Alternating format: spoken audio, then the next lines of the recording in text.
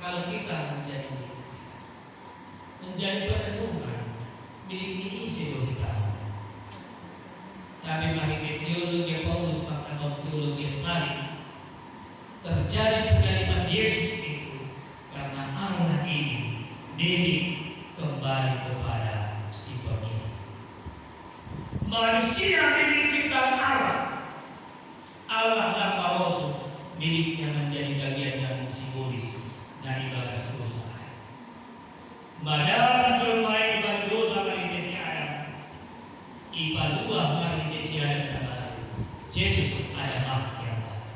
Karena satu orang manusia berdosa, karena satu orang manusia diselamatkan, Yesus Kristus. Begitu berharganya julmai bani memata. Pertanyaan, iya dong tidak baik. Tetapi kita milik Allah atau dunia ondo naga bene bapak. Tapi tak pasti. Al-Bani ayat 15 atau 10 tak pasti isu ijai. Dunia ini tidak bisa memberikan kebahagiaan. Solah HP jamori na ikan om. Urusan penayang kata bani tolak dinai. Sehebat apapun kemajuan zaman ini, secanggih apapun teknologi itu, tidak bisa itu menjadi kebahagiaan dan menciptakan keselamatan. Ini bani ambilan tahun.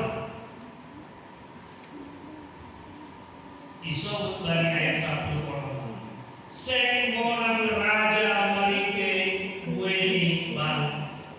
Seng malua kuang lima marhite surumi gogo.